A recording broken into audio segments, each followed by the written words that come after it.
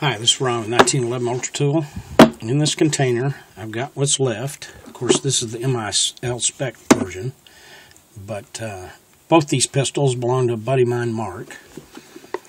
This one that's in the container went through the fire that burned his house to the ground about 2 weeks ago now. He had loaned me this pistol many times for research, development. So I've got kind of a bit of an attachment to it as well. He decided I'd had it long enough, decided to take it home and have it around, play with it a little bit himself. And he had loaned me this one instead, which is the MIL spec version as opposed to the loaded version. But this one, of course, was with me when the fire happened. This one, along with a bunch of other firearms that he had, basically suffered full brunt of the fire. For anyone who's curious about what happens to a firearm in a fire, of course, springs, none of them are going to have any spring to them left. Anything that was aluminum or wood is going to have disappeared. Here's the trigger bow. Trigger was aluminum. It no longer exists. This firearm was loaded. Magazine was in it.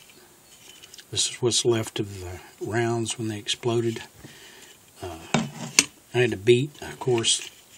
It had pooched out from the rounds exploding, all inside the well opening here. Basically, had to beat it down, work it back and forth over and over again until I got it free enough to come up out of there. Of course, it won't go back in. But along with that, the heat and the explosions going off, it also spread apart the frame in the rear. And this being a steel frame, it held together. It survived.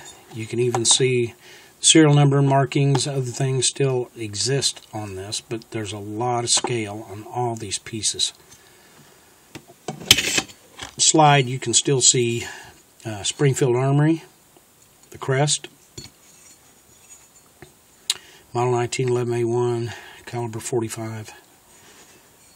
Tritanium sights, though, are just completely melted out of it. Haven't got the extractor and firing pin out of it yet. Barrel, of course. Of course, none of these pieces have any heat treat, trustable heat treat in any way left to them.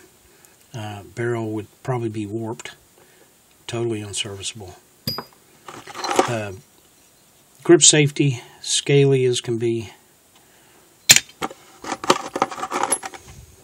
Mainspring housing is, I don't think the ILS is engaged on this, but regardless, there's going to be no spring to it. Getting it apart is going to take a lot of soaking and working to get things free, to even get it out.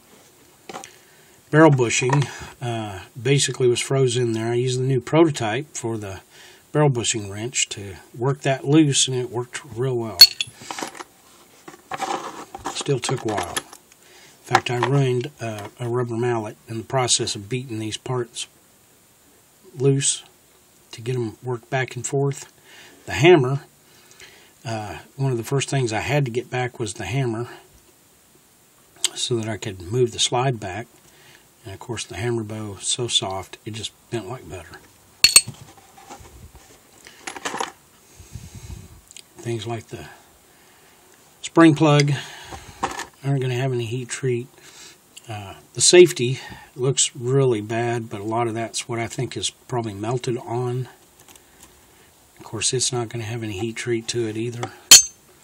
Pistol right along with the sear and disconnect. While they look like they could be bead blasted and probably made to look like serviceable parts, they're definitely not going to be.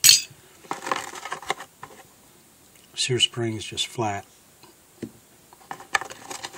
Magazine release, it came out, but there's no spring, of course, left to the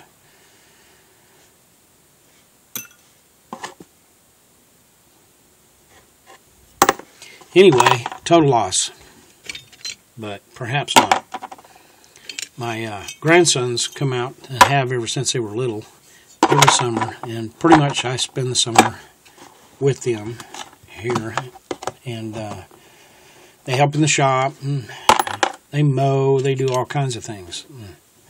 Elijah, though, has started showing interest. He's 16 in reloading and guns. When I started reloading, he just got fascinated with it. And I set him up a software program that he uses to measure the cartridge with the primer in it, empty, and then reweigh it again on a digital scale after it's loaded, and keep track of all his loads. And we gave him a real safe load my uncle designed. It's virtually impossible to double load on overpressure, the powder and everything that's being used. So, but he'll sit there for hours and do nothing but reload, which is kind of amazing for a 16-year-old. So he's expressed an interest in gunsmithing, and though I doubt very seriously this will ever be a serviceable pistol again, if it can even come to look like this in any way, form, and fashion again, we'll just see how far he can go and how much patience he's got. If he can make it through the summer and get it back together, at least functioning, everything working on it, or it looks like a serviceable pistol, then it may be well worth sending him to a gunsmithing school to put some money into that. We'll see. I'll just keep you posted.